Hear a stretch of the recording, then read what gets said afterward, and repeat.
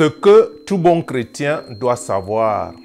Le titre de l'enseignement aujourd'hui, c'est « Ce que tout bon chrétien doit savoir ». Ne crains rien, petit troupeau. Ne crains rien, petit troupeau.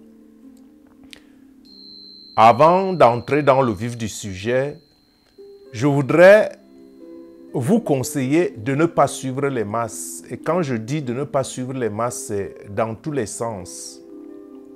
Ne suivez pas, par exemple, un canal parce que tout le monde le suit.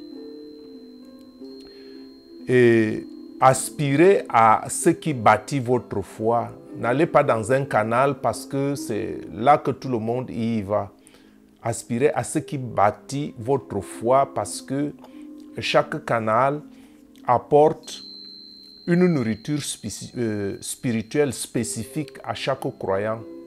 Ce que les autres peuvent vous donner, un tel autre ne peut pas vous le donner. Et vous avez donc des besoins spécifiques, vous avez vos faiblesses, vous avez où vous pouvez vous développer.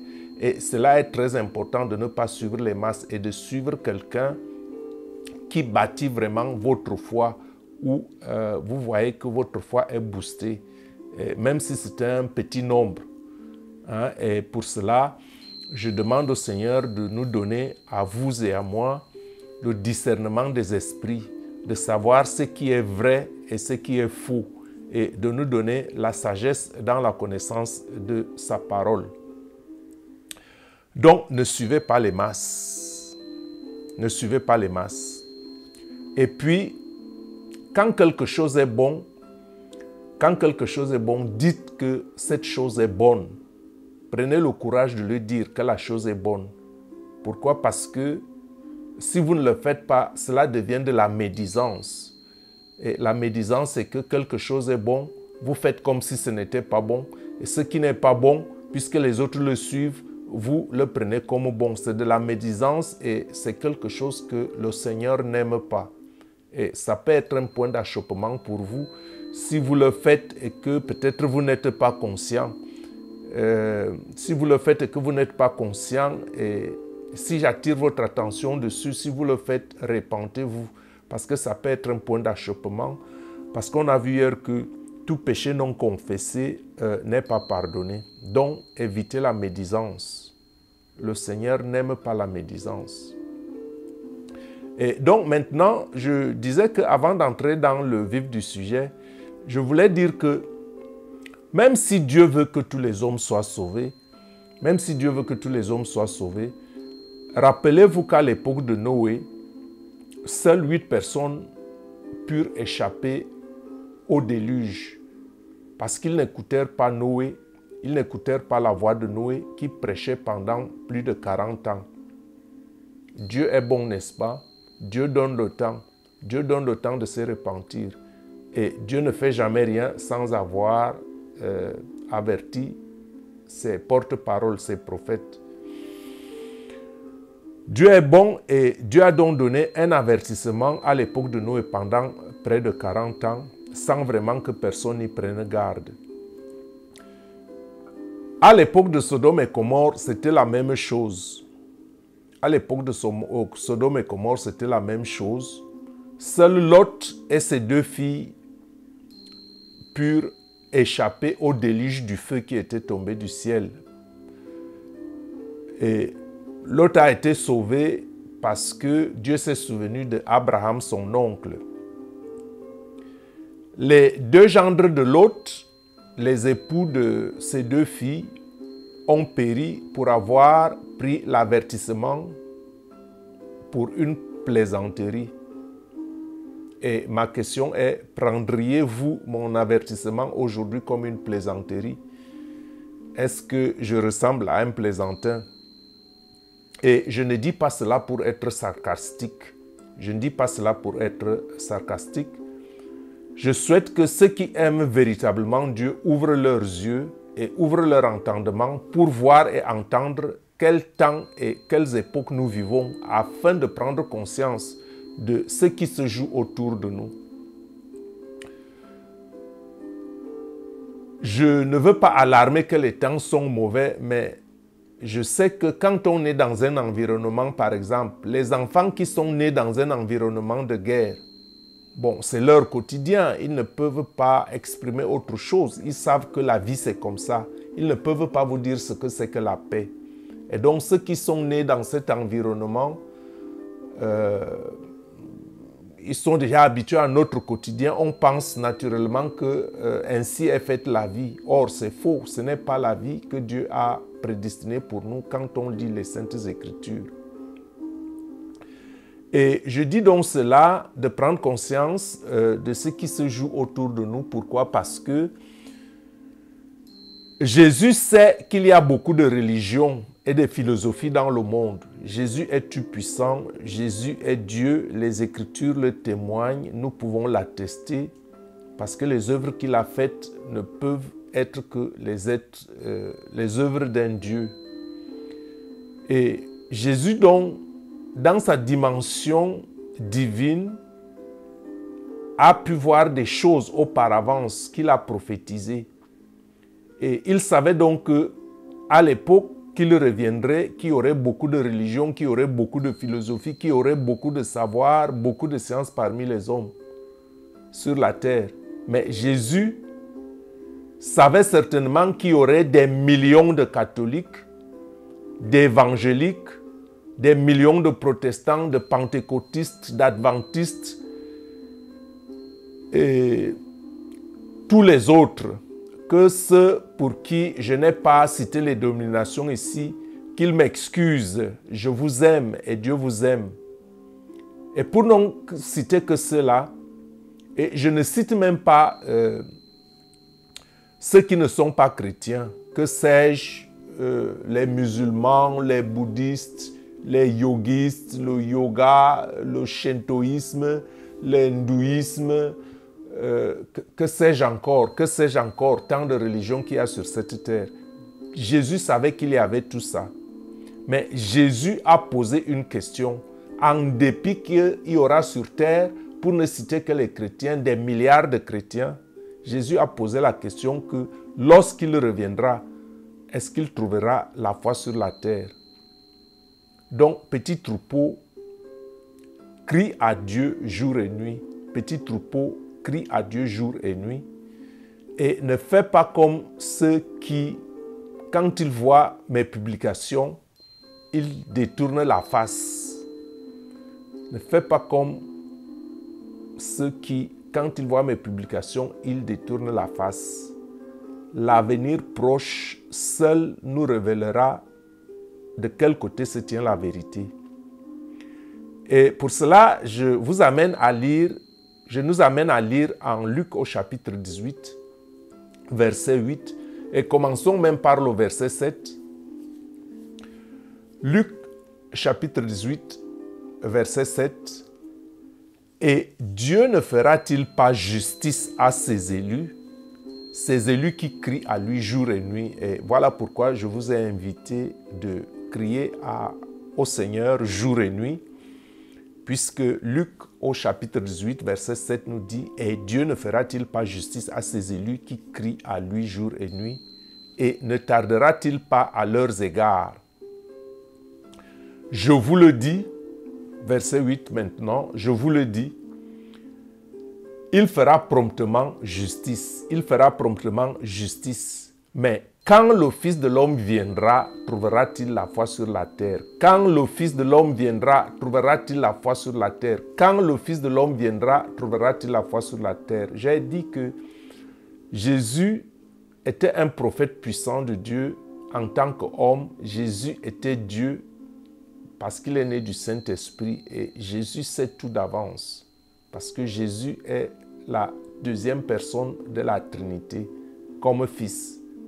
Et s'il s'écrit, s'il y aura de la foi sur la terre, c'est qu'il sait de quoi il parle.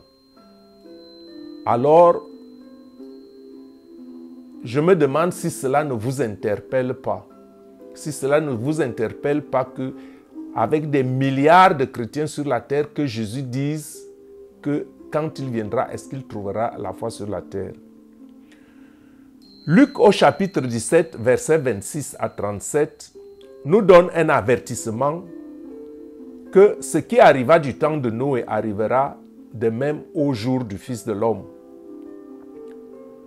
Les hommes mangeaient, buvaient, se mariaient et mariaient leurs enfants jusqu'au jour où Noé entra dans l'arche, le déluge vint et les fit tous périr. Ce qui arriva du temps de Lot arrivera pareillement. Les hommes mangeaient, buvaient, achetaient, vendaient, plantaient, bâtissaient. Mais le jour où Lot sortit de Sodome, une pluie de feu et de soufre tomba du ciel et il les fit tous périr.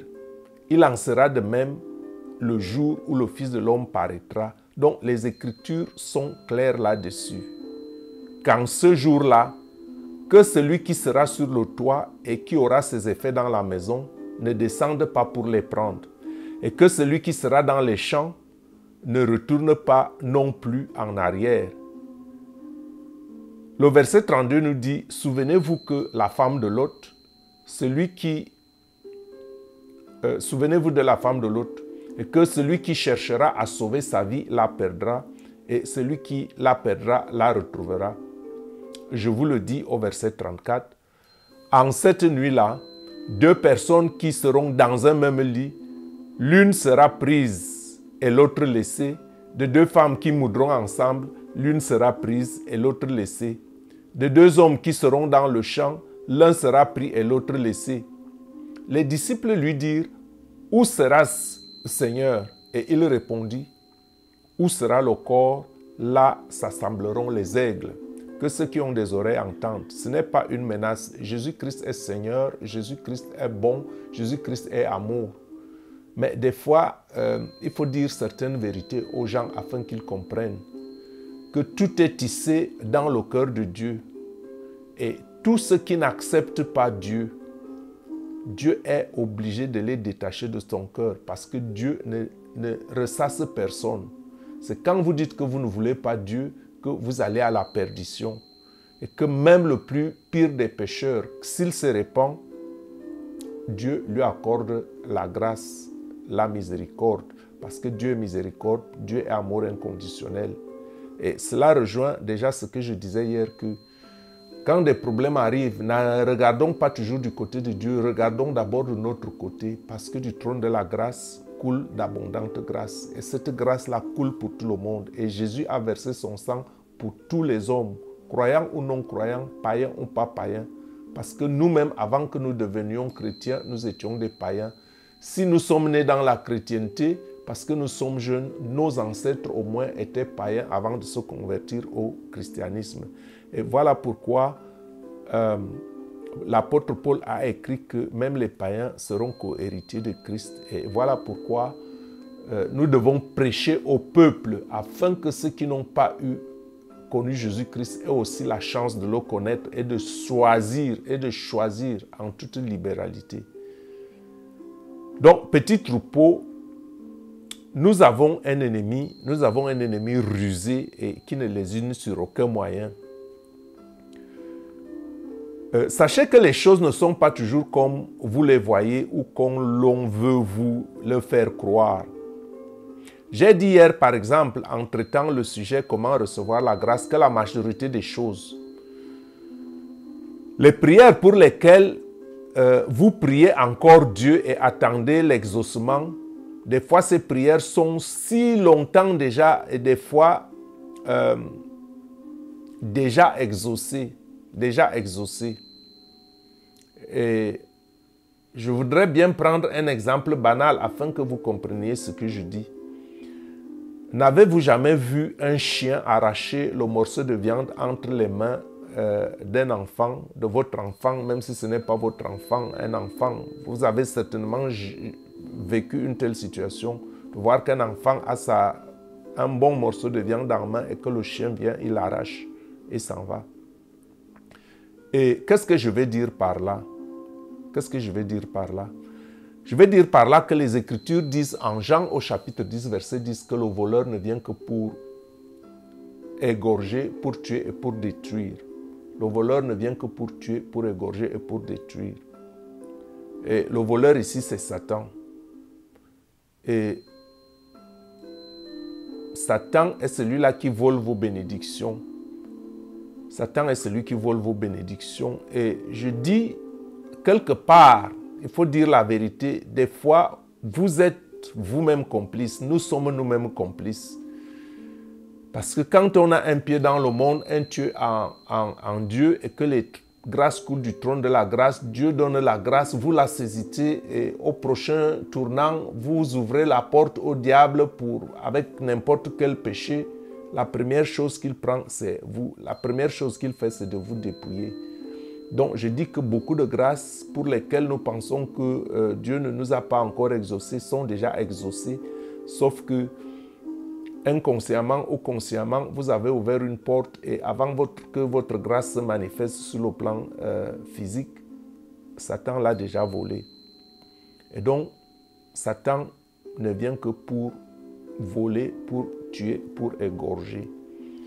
Et c'est Jésus seul qui nous donne la vie et Jésus nous donne la vie en abondance. Et quand Jésus nous donne la vie en abondance, il n'y a pas de raison que lorsque nous lui demandons quelque chose dans la foi et dans la prière, qu'il ne nous la donne pas. C'est une promesse biblique que tout ce que vous demanderez en mon nom vous sera accordé. Tout ce que vous demanderez en mon nom dans la foi vous sera accordé. Et quand ça n'arrive pas, il faut toujours penser que le problème doit être de notre côté, pas du côté de Dieu. Parce que Dieu ne peut pas mentir, Dieu tient toujours sa promesse. Jésus ne peut pas mentir. Et donc, cela m'amène à me poser la question, pourquoi y a-t-il tant de misère sur la terre si vraiment Christ habite en nous comme nous le disons? Nous sommes le temple du Saint-Esprit et nous sommes des milliards de chrétiens sur la terre. Et des milliards de chrétiens sur la terre habités par le Saint-Esprit. Mais pourquoi y a-t-il tant de misère sur la terre si Christ habite en nous par son Esprit? Il faut prendre souvent le taureau par les cornes afin que quelque chose puisse bouger. Nous sommes des milliards de chrétiens sur terre et pourtant Jésus-Christ, qui connaît tout, s'exclamait, il s'interrogeait s'il trouverait la foi sur la terre lorsqu'il va revenir. Et je me demande, même si je me fais répéter, cela ne vous interpelle-t-il pas que Jésus-Christ qui connaît tout, il savait qu'à cette époque de son retour, qu'il y aurait des milliards de chrétiens sur la terre. Et quand il s'interroge, avec des milliards de chrétiens sur la terre, s'il trouverait la foi sur la terre, je me demande, je me pose une question. Si vous êtes sérieux, est-ce que cela ne vous interpelle pas que ce que vous faites, peut-être que cela n'est pas entièrement suffisant? J'ai dit que la grâce est au-dedans de vous, si du moins vous êtes habité par l'Esprit de Dieu. La grâce est au-dedans de vous, parce que Christ nous a fait don de la grâce des grâces. Cette grâce des grâces, c'est le Saint-Esprit. C'est un don. Et j'ai dit donc que la grâce de Dieu passe par les voies de la moindre résistance. C'est-à-dire que la grâce de Dieu passe par l'obéissance à la parole de Dieu. La grâce de Dieu passe par les voies de la moindre résistance. Et cette voie de la moindre résistance, c'est l'obéissance à la parole de Dieu. Il ne faut pas résister à la parole de Dieu. Et c'est l'obéissance à la parole de Dieu qui nous rend invulnérables devant les attaques de Satan. Et cette obéissance nécessite une vie d'abnégation, une vie de renoncement par la recherche de la sanctification. Sanctification sans laquelle personne ne verrait Dieu. Les Écritures sont claires dessus. Cessez de vous faire dorloter, cessez de vous faire enseigner parce que vous voulez entendre. Il faut embrasser les Écritures telles qu'elles sont et s'adapter, s'orienter, prendre les dispositions pour obéir à la parole de Dieu telle qu'elle est écrite. Et je dis donc que cette obéissance passe par l'obéissance à la parole de Dieu. Et c'est cette obéissance qui nous rend invulnérables devant les attaques de Satan. Parce que j'ai dit que quand Satan nous accuse, il se base sur les Écritures. Et il pointe du doigt. Il dit tel ou tel, il a omis tel ou tel autre commandement, il a fait telle faute. À ce moment-là, je l'accuse, il m'appartient. Parce que j'ai dit qu'il n'y a pas que je suis neutre, je n'appartiens pas à Satan, je n'appartiens pas à Dieu. Quand vous désobéissez à Dieu, Satan vous réclame automatiquement que vous le vouliez ou pas. Et il vous accuse à partir des Écritures parce que lui, il connaît les Écritures. Mais vous, vous refusez de reconnaître, de connaître les Écritures. Pourquoi? Peut-être que vous masquez la conscience que comme je ne connais pas, bon, ça veut dire que je peux faire tout ce que je veux. Non, vous ne pouvez pas vous présenter devant un juge et dire que je ne connaissais pas la loi et c'est pour ça que j'ai fait telle ou telle faute. La loi va quand même vous condamner. Donc, ça vaut le coup de se mettre du bon côté, de lire les Écritures, d'avoir la connaissance. Dieu aime les gens qui ont la connaissance. Parce que le peuple de Dieu meurt faute de connaissance. Et cette connaissance-là, ce n'est pas n'importe quelle connaissance, c'est la connaissance de Dieu, c'est la connaissance divine. Et donc, je dis que c'est l'obéissance à la parole de Dieu qui nous rend invulnérables devant les attaques de Satan, par une vie d'abnégation et de renoncement, par la recherche de la sanctification, sans laquelle personne ne verrait Dieu. La sanctification par la justice et la piété. Jésus, en montant au ciel, nous a envoyé son Esprit Saint 50 jours après, 40 jours après sa résurrection, soit 50 jours 50 jours après il nous a envoyé le Saint-Esprit, 50 jours après être monté au ciel, soit 40 jours après sa résurrection. Et cela a eu lieu en l'an 33 de notre ère. Je dis donc que Jésus-Christ nous a envoyé son Esprit 40 jours, 50 jours après sa résurrection, quand il est monté au ciel, il nous a envoyé le Saint-Esprit, soit 10 jours après son ascension. Parce qu'il est monté au ciel 40 jours après sa résurrection.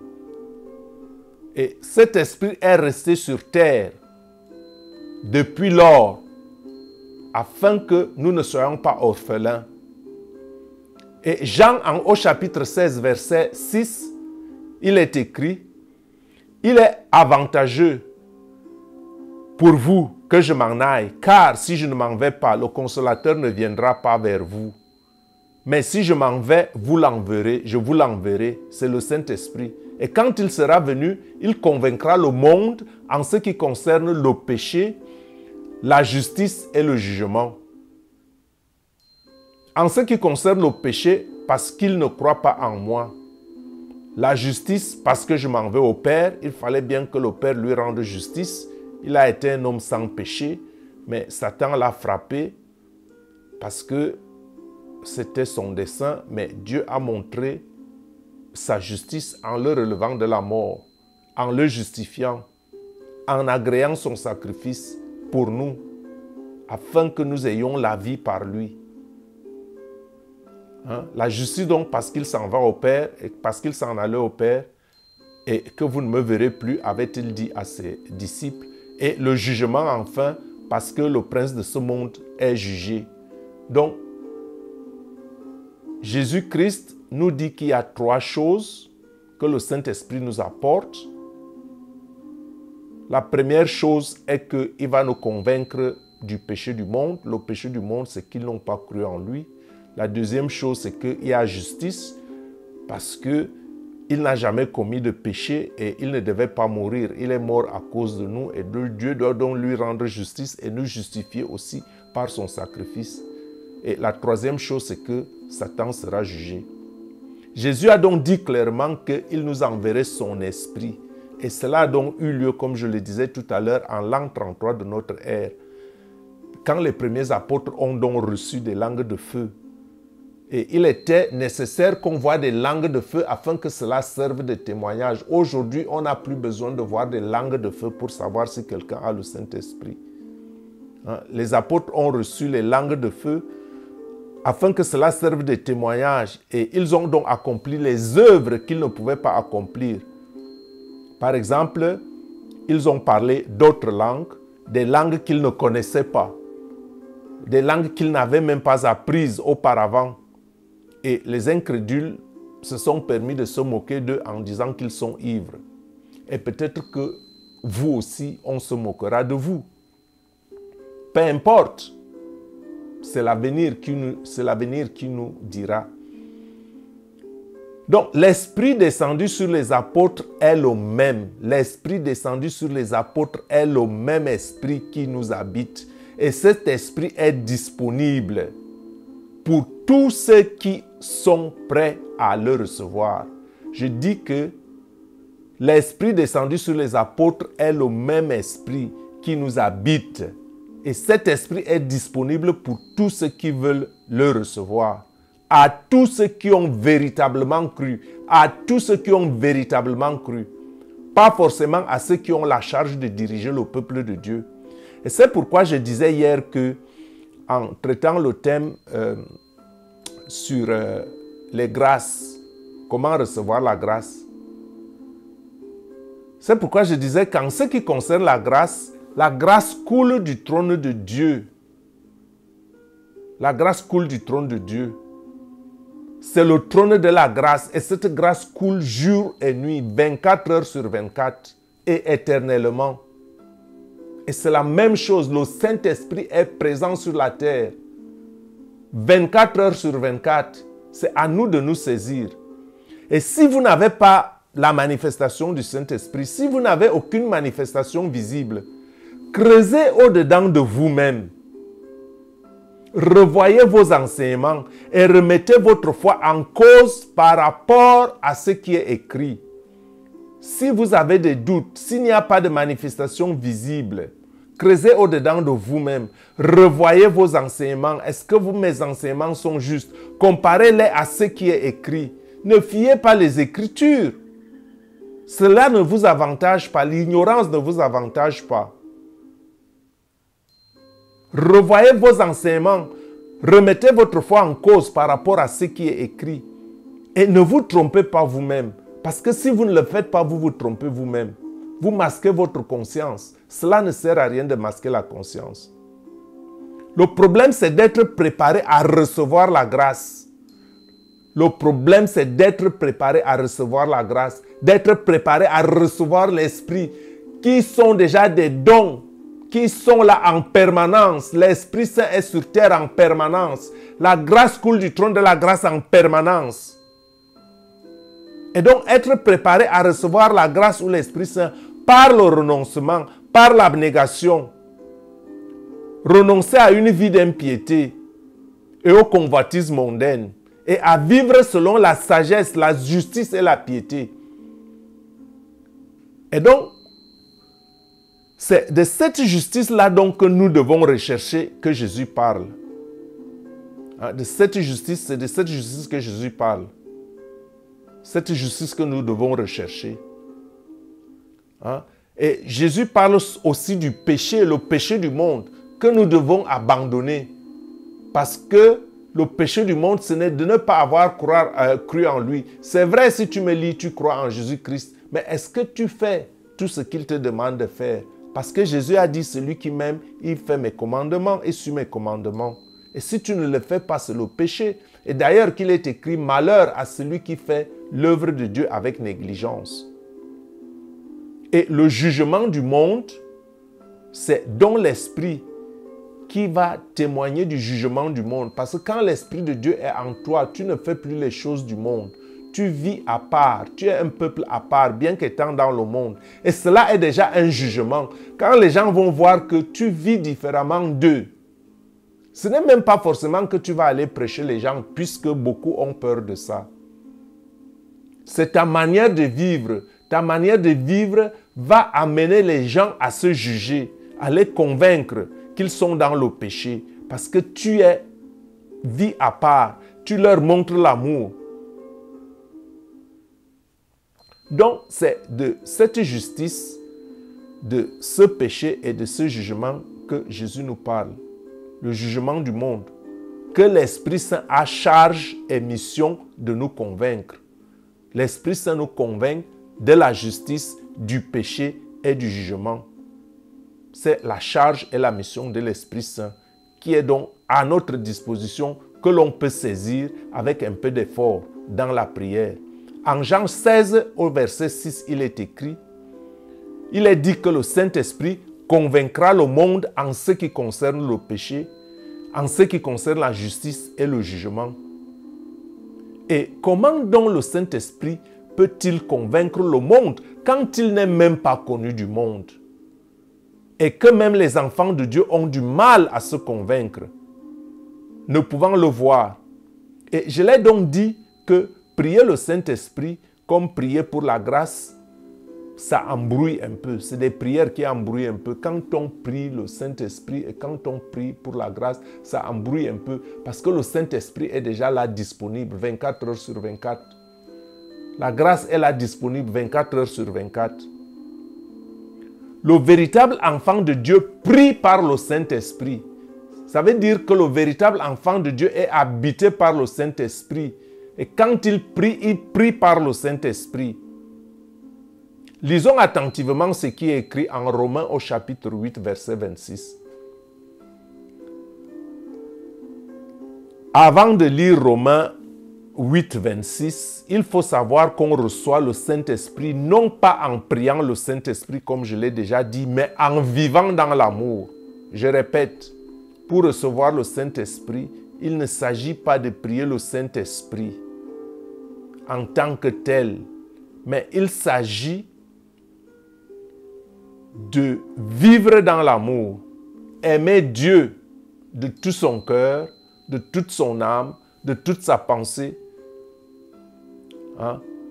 et aimer son prochain comme soi-même. Et ensuite, il faut arborer le caractère de Christ. Et arborer le caractère de Christ, c'est connaître ce qu'il a fait, lire les Écritures, savoir ce qu'il nous a laissé, la parole qu'il nous a laissée, cette parole qui nous purifie, qui nous transforme. La parole de Christ nous transforme.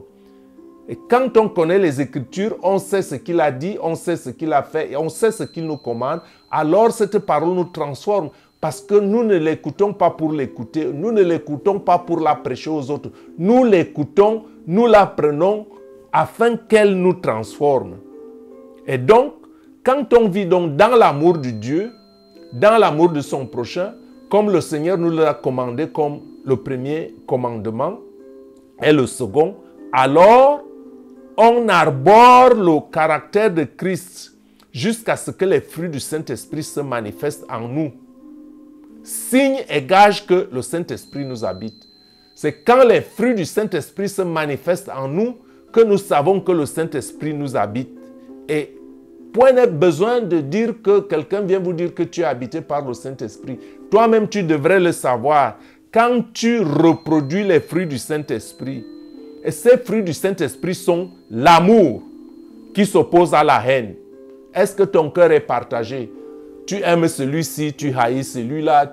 Jésus-Christ a dit de prier même pour ceux qui nous persécutent. Je n'ai pas dit d'aller les embrasser, mais de les aimer jusqu'à prier pour eux. Parce que quand tu ne peux pas avoir contact avec eux, tu rentres à la chambre où tu pries pour eux. Ça fait un effet parce que la prière fervente du juste a une grande efficacité. Je disais donc que les fruits du Saint-Esprit sont l'amour et non la haine. La joie et non la tristesse. Vous qui êtes dans la tristesse, vous qui êtes dans l'amertume, ça veut dire que le Saint-Esprit ne vous habite pas. Le Seigneur a dit que quels que soient les problèmes que nous avons, la joie du Seigneur est indépendante des circonstances dans lesquelles nous vivons. Donc il faut avoir la joie du Seigneur et non être dans la tristesse et l'amertume. Et le problème, c'est que quand les gens vous provoquent, vous réagissez, vous vous énervez. C'est Satan par ce moyen qui vole votre joie et votre paix afin que vous tombiez à la recommandation du Seigneur. Afin que le Saint-Esprit vous quitte. Parce que le Saint-Esprit n'est pas la tristesse. Le Saint-Esprit n'est pas l'amertume. Le Saint-Esprit, c'est la joie.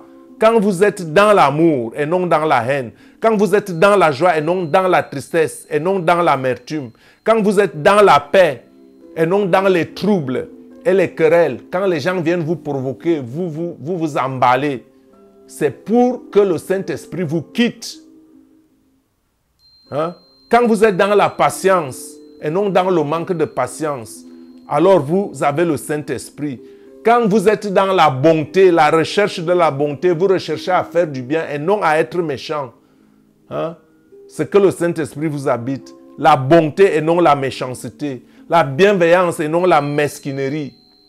Hein? Et non la médisance. Quelqu'un fait quelque chose de bien, au lieu de dire que c'est bon, vous vous taisez. Hein?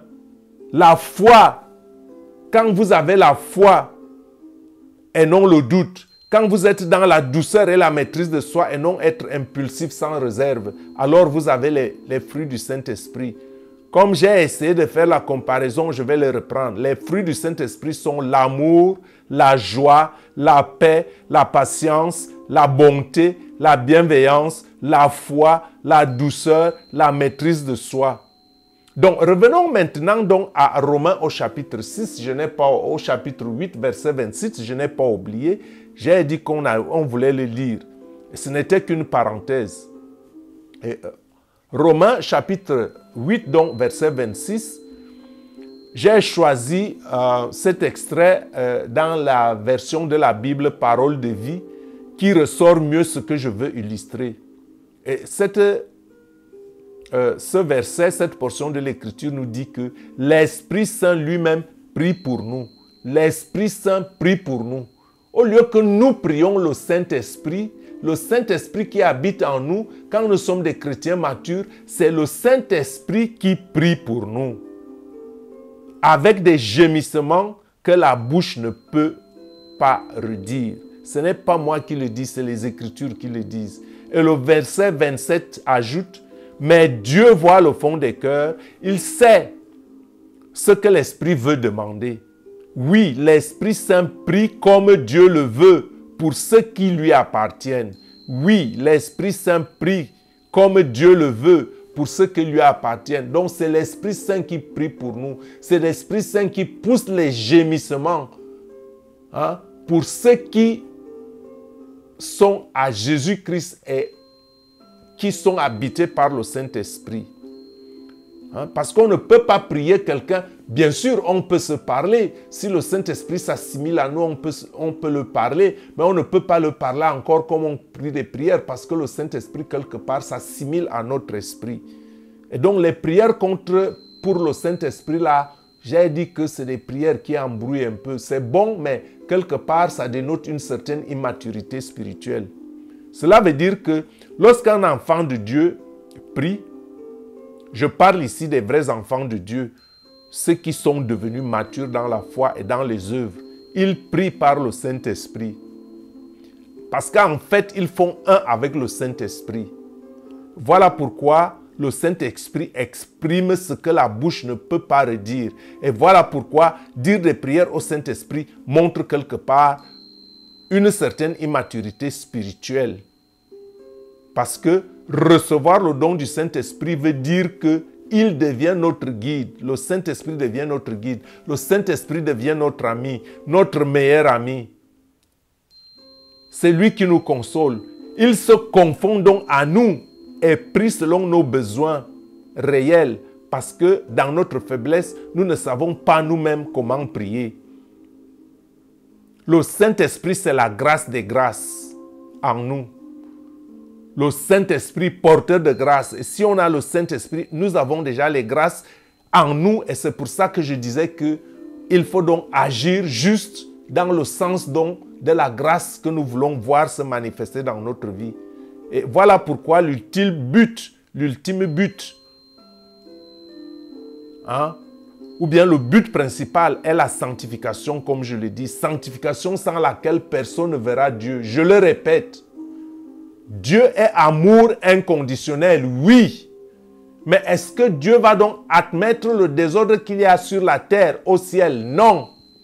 Et voilà pourquoi celui qui n'est pas sanctifié ne peut pas rentrer au ciel. Sans la sanctification, personne ne verrait Dieu. La sanctification au-dedans et au-dehors. Au-dedans, c'est nos émotions, notre âme, travailler notre âme, aligner notre pensée, notre volonté à la volonté de Dieu. Et par-dessus tout, arborer donc les fruits de l'esprit afin que l'esprit descende en nous et phagocyte notre propre esprit et que notre esprit devienne donc un avec l'esprit de Dieu. Et à ce moment, la volonté de Dieu se réalise donc en nous d'après les projets de Dieu, parce qu'à ce moment-là, c'est l'Esprit Saint qui intercède pour nous, parce qu'il connaît mieux ce que nous avons besoin. Il faut donc cette sanctification afin que notre temple soit agréable à cet hôte. Cet hôte, je dirais, de grande valeur. Cet hôte en or qui vient en nous, qui accepte de venir vivre en nous. Cet hôte de grande âme, de grande gamme même, le Saint-Esprit. Il faut donc qu'il vienne en nous et voilà pourquoi nous devons nous purifier, afin qu'il trouve un domicile agréable, comme son nom l'indique, Saint-Esprit. Vous serez saints comme je suis saint. Et quand il vient donc en nous, notre esprit fonde dans le Saint-Esprit afin de faire que la volonté de Dieu. La volonté de Dieu, je l'ai déjà dit, est la matrice du cosmos. Tout comme le mensonge est la matrice de l'enfer. Le mensonge est la matrice de l'enfer, mais la volonté de Dieu est la matrice du cosmos, puisque créatrice. Est-ce que quelqu'un comprend ce que je dis? La volonté de Dieu est la matrice du cosmos. Éphésiens 4 au chapitre 30 nous dit de ne pas attrister le Saint-Esprit. Dieu nous a marqué de son Esprit Saint. Alors ne faites pas de peine à cet Esprit. Revenons en Romains au chapitre 8, verset 29, pour clôturer avec ces vérités fondamentales que celui qui est né de nouveau doit savoir. Nous savons encore une chose, comme commence donc ce verset 29. Dieu fait tout pour le bien de ceux qui ont de l'amour pour lui. Dieu fait tout pour le bien de tous ceux qui ont l'amour pour lui. Ceux-là, il les a appelés selon son projet, selon ses desseins. En effet, ce que Dieu a choisi d'avance, il a aussi décidé d'avance de les faire ressembler à son Fils.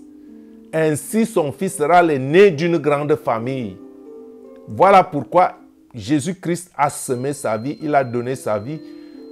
Il n'a pas donné sa vie en vain, afin qu'en semant cette vie, il naisse beaucoup de petits frères à Jésus qui lui ressemblent. Et lui étant donc l'aîné d'une grande famille. Voilà ce que attend Dieu de nous. Ce que Dieu a choisi d'avance, il les a aussi appelés. Ce qu'il a appelés, il les a aussi rendus justes. Il nous a rendus justes par Jésus-Christ parce que c'est le sang de Jésus-Christ qui nous justifie. Par nous-mêmes, nous ne pouvons rien faire. Dieu nous a rendus justes par Jésus-Christ. Voilà pourquoi il nous a appelés d'avance, parce qu'il est omniscient. Et ce qu'il a rendu juste, il leur a aussi donné sa gloire. Est-ce que vous comprenez que ce que Dieu a rendu juste, il leur a aussi donné sa gloire? Pourquoi il y a tant de misère sur la terre avec tant de millions de chrétiens? Les Écritures disent que ce que Dieu a rendu juste, il leur a donné aussi sa gloire. Romains 8:1. Maintenant, ceux qui sont unis au Christ Jésus ne peuvent plus être condamnés. Vous ne pouvez plus être condamnés parce que vous êtes unis au Christ Jésus. Son Esprit Saint habite en vous. Vous vous êtes sanctifiés. Vous ne pouvez donc plus être condamnés. Ce n'est pas ce genre d'amour inconditionnel qu'on dit aux gens qu'ils peuvent mener n'importe quel genre de vie. Dieu est amour inconditionnel. Oui, Dieu pardonne toujours, mais sanctifiez-vous. Sanctification sans laquelle personne ne rentrerait au ciel. Donc ceux qui sont unis à Christ, leur Saint-Esprit, le Saint-Esprit les habite parce qu'ils se sont sanctifiés. Le sang de Christ sanctifie, pas par votre propre force. Appelez le sang de Jésus. Sang de Jésus, purifie-moi. Et cela ne suffit pas seul de crier sang de Jésus, purifie-moi. Encore faut-il que la parole de Dieu vous transforme. Que la parole de Dieu vous transforme votre caractère et amène les fruits du Saint-Esprit et que cela soit visible. Et personne ne vous le dira. Quand vous savez quel fruit vous produisez, vous saurez que le Saint-Esprit vous habite. Parce qu'en effet, disent les Écritures au chapitre 8 de Romains, verset 2, en effet, quand quelqu'un est uni au Christ Jésus, la loi pour lui, c'est l'Esprit Saint. Quand quelqu'un est uni au Christ Jésus, la loi pour lui, c'est l'Esprit Saint. C'est l'Esprit Saint qui donne la vie. Cette loi nous a libérés de la loi du péché et de la mort. Quand nous avons l'Esprit Saint, nous sommes libérés de la loi du péché et de la mort. La loi de Moïse ne pouvait pas faire cela parce que la faiblesse des êtres humains l'en empêchait d'agir. Mais Dieu a pu le faire par Jésus-Christ. Il a envoyé son Fils unique dans un corps semblable à celui des pécheurs pour libérer les hommes de leurs péchés. Par là, Dieu a condamné le péché qui agitait dans les êtres humains. Dieu a condamné le péché en envoyant Jésus-Christ qui était pur de venir mourir pour nous, de porter notre péché et en nous donnant son Saint-Esprit. Et voilà que Dieu a donc fait sa part. Il faut que nous fassions notre part. Notre part, c'est de lutter contre les poches de résistance. Les poches de résistance qui sont l'obéissance, la désobéissance à Dieu, qui sont les faux enseignements, les forteresses des siècles, qui nous empêchent de faire ce que Dieu veut. Ces forteresses qui nous empêchent que le Saint-Esprit descende, afin que nous fassions un avec le Saint-Esprit et que la volonté de Dieu s'accomplisse. Parce que Dieu a des projets plus grands. Toutes ces petites choses, parce que le grand problème des gens, c'est qu'ils ne veulent pas libérer, ils ne veulent pas céder à leur volonté. Ils disent qu'ils perdent leur volonté. Mais les projets de Dieu, la volonté de Dieu pour toi est beaucoup plus grande que les petites choses que tu demandes. Seigneur, je veux le mariage. Seigneur, je veux la chaussure. Seigneur, je veux le vêtement. Seigneur, je veux la maison. Seigneur, je veux ceci. Cherchez premièrement le royaume des cieux et le reste vous sera donné en surplus. Cherchez premièrement le royaume des cieux et le reste vous sera donné en surplus. Et ce que Dieu a justifié, il leur a aussi donné la gloire. La gloire de Dieu est au-dessus du petit matériel. La gloire de Dieu, c'est la richesse, c'est l'héritage en Jésus-Christ. C'est une bonne vie. C'est le mandat que Dieu nous donne pour venir dominer sur la terre. Est-ce qu'il y a quelqu'un qui me comprend? Donc, par Jésus-Christ, par l'Esprit Saint qu'il nous donne, par Jésus, Dieu a condamné le péché qui agit dans les êtres humains. Il a agi ainsi pour que nous soyons capables de vivre comme la loi nous commande. Sans l'Esprit Saint, nous ne pouvons pas vivre comme Dieu nous le commande. Et voilà pourquoi Dieu a sacrifié Jésus afin que par Jésus, il naisse des petits frères, des petits Jésus, habités par le même esprit qui est l'Esprit de Dieu. Dieu a agi ainsi pour que nous soyons capables de vivre comme la loi le demande. Ainsi, ce n'est plus une façon humaine de voir qui nous dirige, mais c'est l'Esprit Saint qui nous dirige. En effet, ceux qui suivent leur façon de voir eux-mêmes obéissent à leurs désirs humains, mais ceux qui suivent l'Esprit Saint obéissent à ce que l'Esprit désire. Quand quelqu'un suit ses désirs humains, il va vers la mort. Quand quelqu'un suit l'Esprit Saint, il va vers la vie et vers la paix. Oui, les désirs humains sont ennemis de Dieu. Ils n'obéissent pas à la loi de Dieu. Pour eux, c'est même impossible. Les désirs humains ne peuvent pas obéir à la loi de Dieu. Cela est impossible. Ce n'est que par l'Esprit Saint que nous pouvons suivre les voies de Dieu. Donc, si tu n'as pas l'Esprit Saint, sache que tu as un problème. Recherche l'Esprit Saint. Ça veut dire que ceux qui suivent leurs désirs propres ne peuvent pas plaire à Dieu. Or, vous, petits enfants, petits troupeaux, vous ne suivez plus ces désirs, les désirs du monde.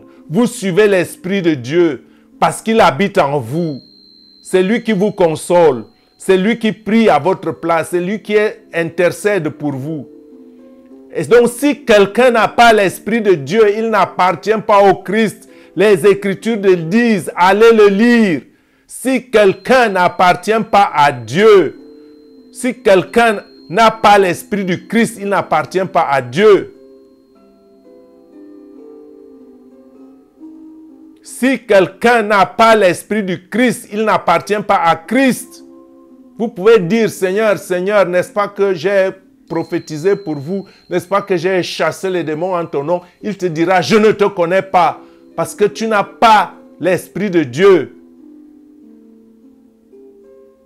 Mais vous, petits troupeaux, le Christ est en vous. Produisez donc les fruits de l'esprit.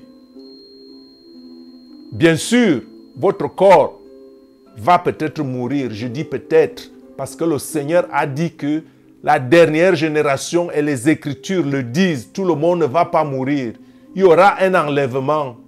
Il y aura une transformation subite. Lorsque Christ apparaîtra, es-tu prêt?